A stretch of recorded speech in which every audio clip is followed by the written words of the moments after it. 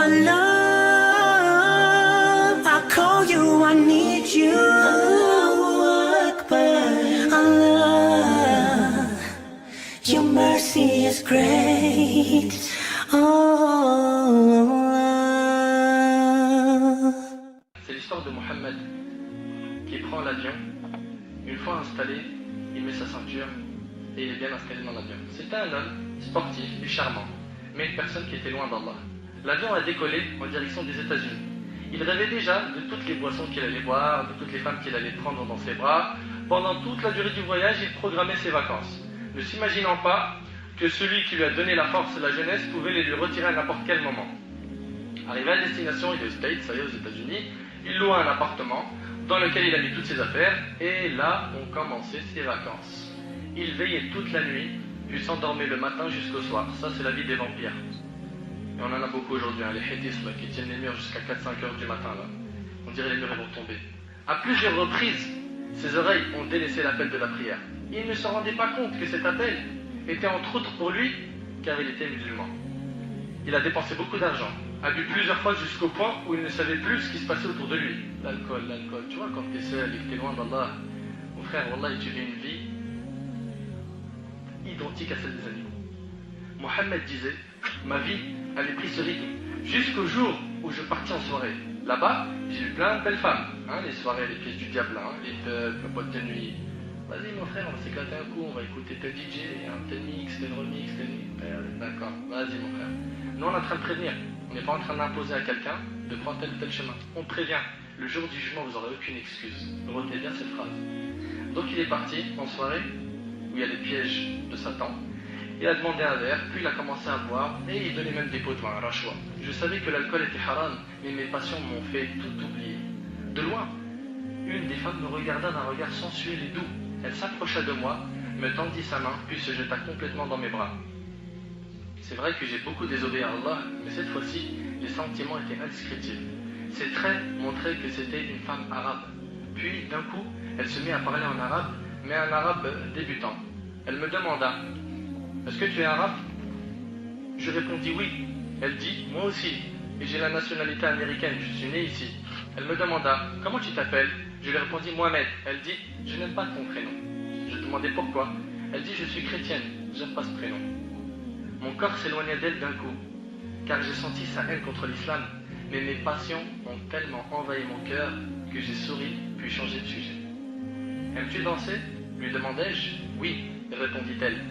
Nous nous sommes mis à danser, puis à la fin de la soirée, je lui ai demandé de venir avec moi, mais elle refusa. J'ai réessayé à plusieurs reprises, mais elle insista sur le refus. En rentrant chez moi, son visage n'a pas quitté mon esprit. Mon cœur s'était grave affaibli du fait de mon éloignement d'Allah. Après 2 soirées avec elle, mon cœur ne cessait de s'attacher à elle. Jusqu'au jour où je lui ai demandé de dormir chez moi une nuit. Elle accepta, mais lui dit à une condition, c'est que tu portes cette chaîne. C'était une chaîne avec pour pendentif une petite croix. J'ai ressenti un sentiment étrange et me disais, certes j'ai désobéi à Allah, certes je ne prie pas, certes je n'ai pas vu mes parents depuis quelques mois, mais je suis tout de même musulman. Le problème est que mon amour pour elle était plus fort que tout. Je me suis précipité à prendre la chaîne, je l'ai mise autour de mon cou comme un prisonnier, un esclave. Je lui ai souri, puis elle m'a dit, waouh, elle te va très bien, c'est un cadeau de ma part, je ne veux te rencontrer qu'en te voyant avec. J'ai passé avec cette femme de superbes journées. Shaitan m'embellissait tout ce qui était interdit. Un jour, je lui ai demandé de sortir avec moi, mais elle refusa. Je l'ai supplié en lui proposant même de l'argent. Comme je vous ai dit, l'amour dans le haram, il rabaisse et il humilie. Wa alaykoum salam. L'amour dans le haram, il rabaisse et il humilie. Il fait de toi, excuse-moi du terme, un chien. Un chien derrière cette fille, pas un être humain. Et un jour, je lui ai demandé de sortir avec moi, mais elle refusait. Je l'ai supplié en lui proposant même de l'argent, mais elle continuait à refuser en me disant, franchement, je veux que tu te convertisses d'abord au christianisme. T'as vu comment ça va vite? Ces paroles ont atterri dans mon cœur comme un tonnerre, une foudre. Je lui ai dit, mais ceci est impossible. Elle lui répondit, moi aussi. À partir d'aujourd'hui, il est impossible de rester avec toi. Shaitan me disait, mais vas-y, dis-lui que tu acceptes. Dis seulement avec ta langue que tu sors de l'islam. Juste avec ta langue, t'as rien à perdre. T'as vu un peu le Shaitan, comment il est fort? Petit à petit, il te rapproche du péché. Hélas, aujourd'hui, beaucoup de nos frères et de nos sœurs ont lâché leur religion pour une femme ou un homme et des fois même pour des cartes de séjour. Le lendemain, elle va me voir avec une tenue très attirante. Elle approcha son visage du mien et me dit « Tu as le cœur dur, tu ne ressens pas l'amour. » Je n'ai pu résister à ses paroles et lui dis « Ainsi, qu'est-ce qui a fait que je m'attache à toi de cette manière ?» Elle lui dit « Eh bien, qu'est-ce qui t'empêche de devenir chrétien? Je n'accepterai de me marier avec toi que si tu le deviens. » Là, j'ai tout oublié. Et j'ai oublié même que je m'appelais Mohammed comme le prophète alayhi salatu wassalam. J'ai oublié mon père qui me réveillait pour prier Fajr quand j'étais en primaire. J'ai oublié ma mère qui ne cessait de demander à Allah de me guider quand elle me voyait rentrer tard chez moi. Je me suis même oublié moi-même. Je suis devenu un esclave de l'amour et de la passion comme beaucoup de nos frères et sœurs aujourd'hui. Beaucoup de nos frères et sœurs aujourd'hui sont devenus des esclaves de l'amour et de la passion. Je suis parti avec elle, je me suis rasé les cheveux, puis je me suis converti au christianisme. Je suis allé pour la première fois de ma vie à l'église, et quand je suis rentré, je me suis mis à pleurer sans m'en rendre compte.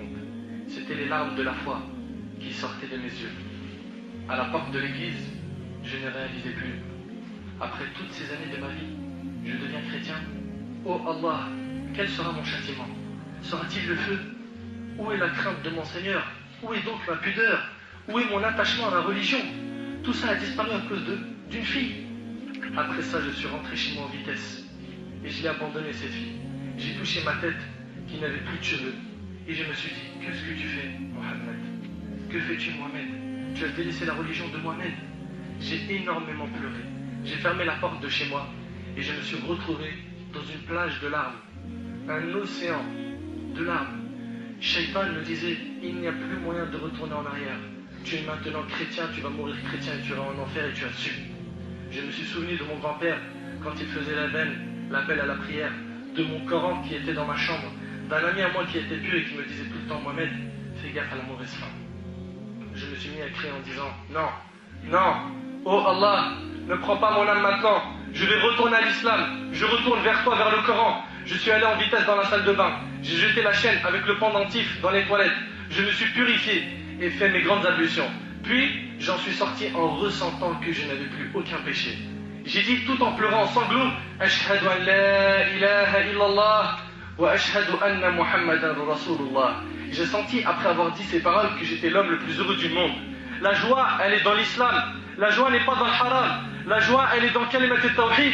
Elle n'est pas dans le kufr, elle n'est pas dans le ma'asi, dans les bid'ah. La joie, elle est dans le chemin d'Allah, mes frères et sœurs. Comprenez-le, que ceux qui empruntent le chemin du diable seront malheureux jusqu'à leur mort. Et on ne sait pas comment ils vont terminer leur vie, sans compter leur jugement, comment il sera. J'ai pris le premier avion, direction de mon pays. La première chose que j'ai entendue lorsque je suis arrivé était le adhan. Je ne pus me retenir de pleurer. Mes larmes coulaient et je me disais, est-ce qu'Allah va me pardonner? Arrivé chez ma mère, je me suis jeté dans ses bras et je lui ai dit, maman, c'est fini, je ne désobéirai plus jamais à Allah. Pardonne-moi tout ce que j'ai pu faire comme mal. Celui-là, alhamdoulilah, il a eu l'occasion de se réveiller, de se repentir avant sa mort. Mais est-ce que toi qui fais ce péché, tu penses que tu auras cette occasion? Est-ce que tu penses que Allah subhanahu wa ta'ala, après t'avoir laissé tant d'années sur terre, et que toi tu t'es détourné de lui, tu penses que ta demeure finale sera le paradis? Si tu as pris le chemin de l'enfer, tu finiras en enfer. Pardonne-moi tout ce que j'ai pu faire comme mal, pardonne-moi mon éloignement de la maison. Elle me serra fort dans ses bras et me dit, mon fils, retourne vers Allah, il sera heureux de ton retour car il est miséricordieux. Le prophète sallam nous a dit qu'Allah il était miséricordieux envers nous. Dans Sahih Muslim, le prophète sallam a vu une maman qui cherchait son petit enfant bébé qu'elle allaitait, qu'elle avait perdu. Un bébé, t'imagines un peu à quel point la maman est attachée à un bébé qui allait, et elle l'a cherché, et à un moment quand elle l'a trouvé, elle était très heureuse, elle l'a serré fort dans ses bras, et directement elle lui a donné à boire de son lait. Le prophète et les compagnons, ils ont tourné leur visage, et le prophète leur a dit, voyez-vous une telle mère jeter son fils en enfer? Est-ce que vous imaginez que cette maman pourrait prendre ce bébé et le jeter en enfer? Ils ont dit non. Il leur a dit, sachez qu'Allah est plus miséricordieux envers ses serviteurs que ne l'est cette maman avec son fils. Allah il est plus miséricordieux que cette maman avec son enfant. Reviens à Allah. Pourquoi tu as le cœur dur? Pourquoi tu es attaché à la mauvaise fréquentation et au péché? Pourquoi tu ne veux pas revenir sincèrement? Fais le pas, c'est le plus dur, le début, parce que le shaitan il ne veut pas que tu te détournes de lui. Fais le premier pas et tu verras qu'Allah subhanahu wa ta'ala te facilitera. Fais le premier pas qui est le plus dur. Les jours passaient et Mohammed se déplacer de mosquée en mosquée, de plaisir en plaisir. Et c'est ça le plaisir et le paradis du croyant. C'est d'être dans la maison d'Allah, d'écouter les paroles d'Allah et du prophète alayhi salatu salam. À chaque fois qu'il se souvenait de son séjour, ses larmes se mettaient à couler. Et ça, mes frères et sœurs, c'est le vrai regret du repentir. Quand sa mère passait devant sa chambre la nuit, elle l'entendait pleurer et invoquer Allah.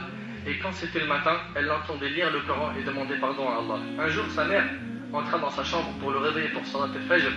Elle sentit une odeur très agréable, une odeur masha'Allah dans la chambre, qu'elle n'avait jamais sentie auparavant. Elle le chercha dans son lit, mais ne l'a pas trouvé. Elle le trouva prosterné sur un tapis de prière, près de son lit, en train de prier. Elle patienta quelques instants, le temps qu'il finisse, puis se mit à l'appeler. « Mohamed, mon fils !» Il ne répondait pas. Elle s'approcha de lui, le toucha, et c'est alors là qu'il tomba sur le côté. Elle ne put supporter, se demanda « Est-ce que mon fils est mort prosterné ?» Elle n'en croyait pas ses yeux. Elle sortit de la chambre, ses yeux en pleurs. « Les enfants, venez vite! Venez voir votre frère Mohammed! Venez voir votre frère Mohammed !» Ils s'approchèrent, le bougèrent. « Maman, notre frère Mohammed est mort, il est mort prosterné. Qu'Allah subhanahu wa ta'ala fasse que notre mort soit comme celle de Mohammed. Dites Amin. » Mort prosterné, Allahu Akbar. Le prophète alayhi salatu salam l'a dit dans le hadith d'Ibn Mas'ud que rapporte l'imam al-Bukhari et Muslim, par celui en dehors de qui il n'est de point de Dieu, l'un de vous fait certainement l'œuvre des gens destinés au paradis. Il y a des gens parmi nous qui ont une image d'homme pieux, jusqu'à ce qu'il ne reste plus qu'une coudée entre lui et le paradis. Et voilà que sa prédestination le devance. Il commet alors un acte de ce que font les gens de l'enfer et il y entre. Toute sa vie, il a pris le chemin droit et il meurt d'une mauvaise fin. Pourquoi? Parce qu'il n'était pas sincère. Il faisait ça pour les gens, c'était un ostentateur. Et Allah démasque son vrai visage en montrant aux gens ce qu'il était vraiment. Et l'un de vous fait certainement l'œuvre des gens voués à l'enfer, comme c'était le cas de Mohammed, jusqu'à ce qu'il ne reste plus qu'une coudée entre lui et l'enfer. Une coudée.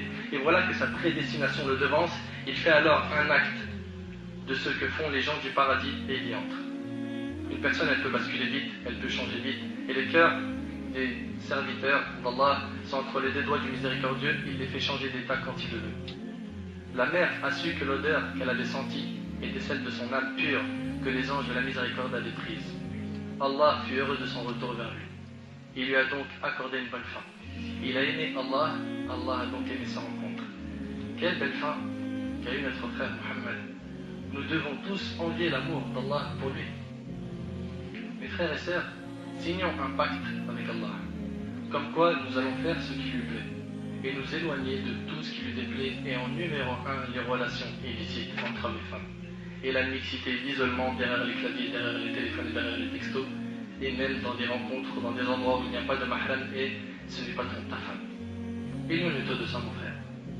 Wallahi, si on te dit ça aujourd'hui, c'est pour ton bien. Ma soeur, Wallahi, Radi, si tu sens qu'on est peut-être méchant avec toi, c'est pour ton bien, parce qu'on a vu beaucoup de sœurs, et une des sœurs m'avait envoyé un email, elle me dit, Wallahi, le cours sur la mixité que tu as fait, il est peut-être un petit peu dur, mais je peux te témoigner que je travaille à l'hôpital, et le nombre de femmes musulmanes qui viennent avorter à cause de justement ces relations avant le mariage, il est trop important. Trop important. Trop important, les sœurs qui perdent ce qu'elles ont de plus cher. Et réfléchis avec une seule logique. Est-ce que tu l'aimerais pour ta sœur?